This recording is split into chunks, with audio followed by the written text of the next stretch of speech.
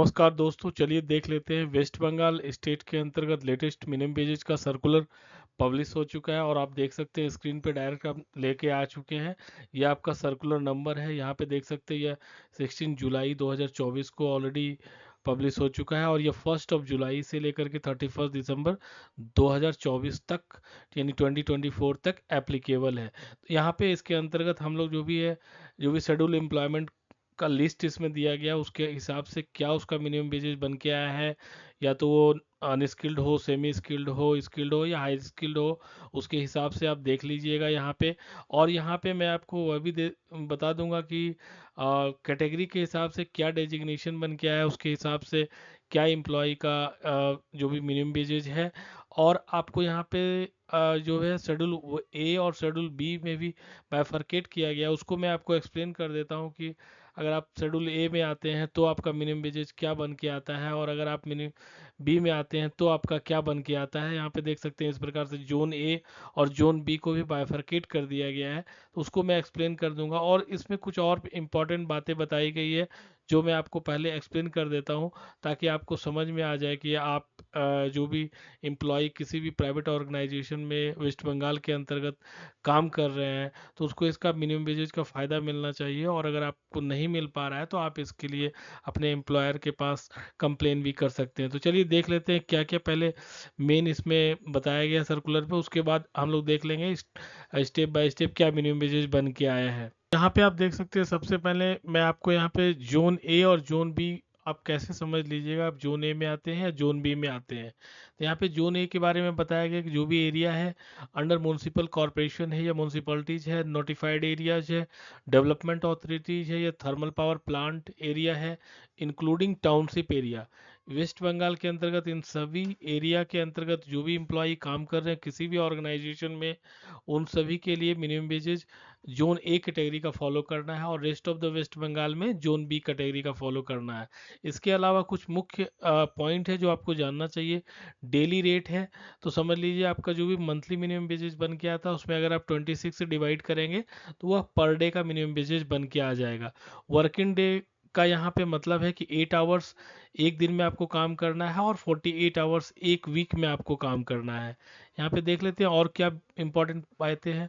देखिए one day, यहाँ पे वन डे वीकली ऑफ के बारे में बताया गया है जो आपको मिल जाएगा आराम से।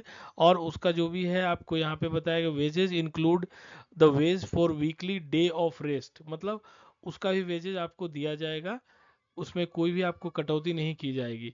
यहाँ पे work done beyond the normal working hours, मतलब अगर आप वीकली रेस्ट जो भी आपको मिलता है उसमें अगर आपसे काम लिया जाता है एम्प्लॉयर के द्वारा, तो आपको उस दिन का जो है double the ordinary rate of wages के हिसाब से काउंट किया जाएगा। सबको आपका मिनिमम वेजेज 1000 रुपीज़ है एक दिन का, और वीकली हॉलीडे में आपसे काम किया जाता है तो उस दिन का आपको 2000 रुपीज़ मिनिमम वेजेज मिलेगा।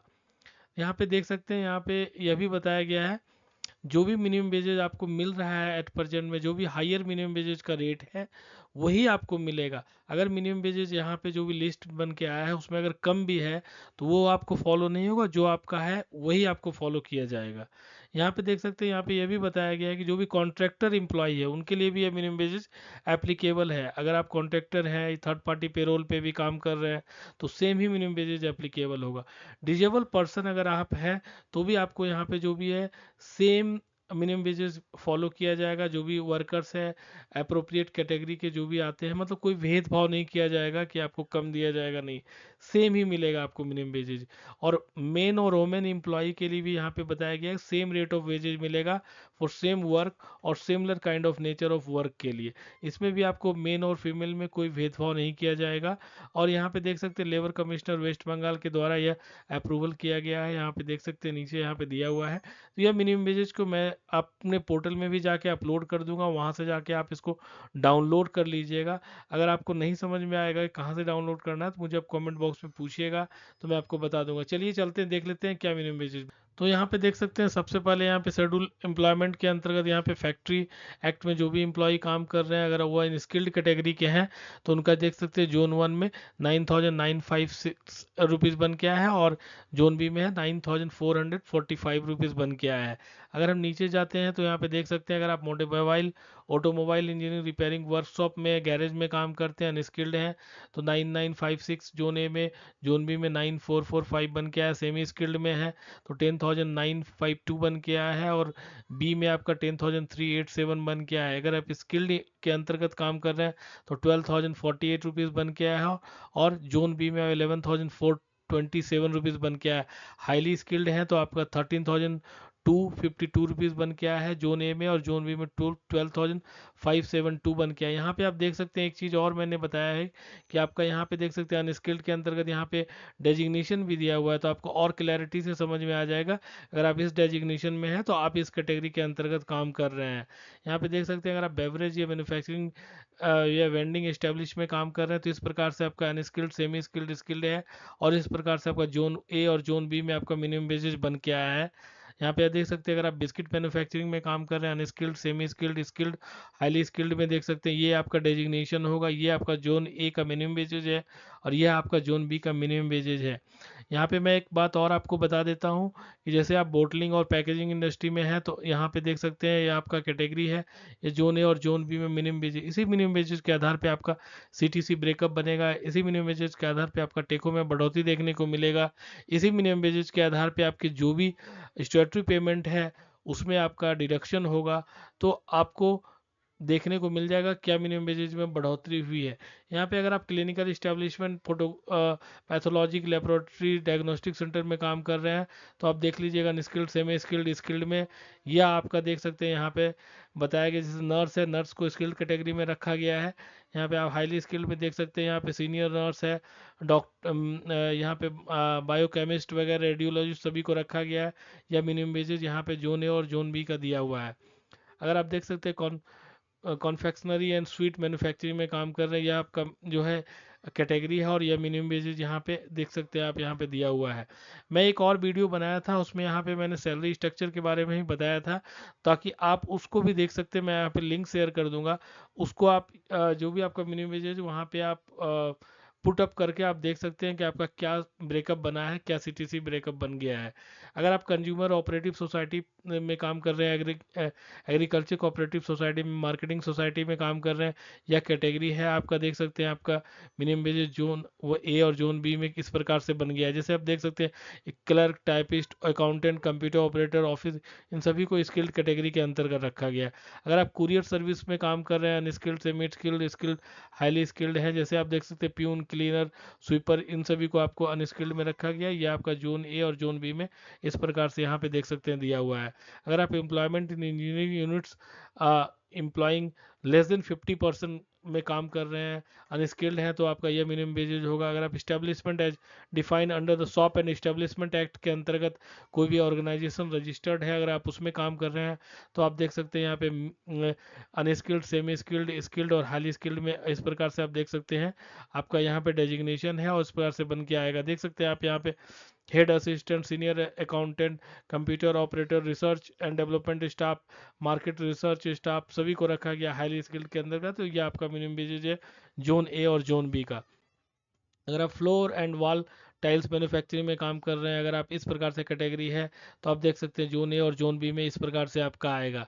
देख सकते हैं गारमेंट मैन्युफैक्चरिंग इंडस्ट्री में काम कर रहे हैं वेस्ट बंगाल के अंतर्गत, कैटेगरी आपका इस प्रकार से दिया हुआ है, जोन ए और जोन बी में इस प्रकार से मिनिमम वेजेज है। ग्लास इंडस्ट्री में काम कर रहे हैं तो आप देख लीजिएगा यहाँ पे आपका कैटेगरी है, यहाँ पे आपका डेजिग्नेशन भी दिया हुआ है, यहाँ पे देख सकते हैं, और आपको क्लियरिटी से दे दिया गया है कि हाईली स्किल्ड में कौन आएगा, स्किल्ड में कौन कैटेगरी आएगा, डेजिग्नेशन आएगा, उसके हिसाब से मिनिमम वेजेज। जैसे आप hotel and restaurant including boarding house, eating house, canteen, club and guest house में काम कर रहे हैं तो आपका मिनिमम वेजेज कैटेगरी के हिसाब से इस प्रकार से बन के आएगा। जैसे आप आइसक्रीम और कैंडी मैन्युफैक्चरिंग में काम कर रहे हैं, या आइस फैक्ट्री में काम कर रहे हैं तो आपका मिनिमम वेजेज इस प्रकार से बन के आएगा। इंफॉर्मेशन टेक्नोलॉजी में, आईटी इंडस्ट्री में अगर आप काम कर रहे हैं, अनस्किल्ड हैं, तो आपका इस प्रकार से मिनिमम वेजेज बन के आएगा।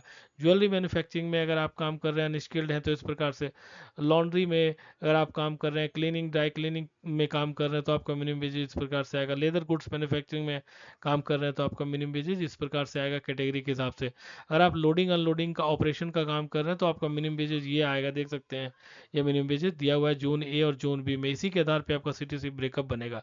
अगर आप मॉल में काम कर रहे हैं, मल्टीप्लेक्स में काम कर रहे हैं, डिपार्टमेंटल स्टोर मेगा स्टोर में काम कर रहे हैं और आप इसके आपका जो भी कैटेगरी है इस प्रकार से देख सकते हैं यहाँ पे, जैसे आप मान लीजिए काउंटर सेल्स पर्सनल है, असिस्टेंट स्टोर कीपर है, लाउंडर है, जूनियर असिस्टेंट क्लर्क हैं, तो आपका मिनिमम वेजेज इस प्रकार से बन के आएगा जोन ए और जोन बी में।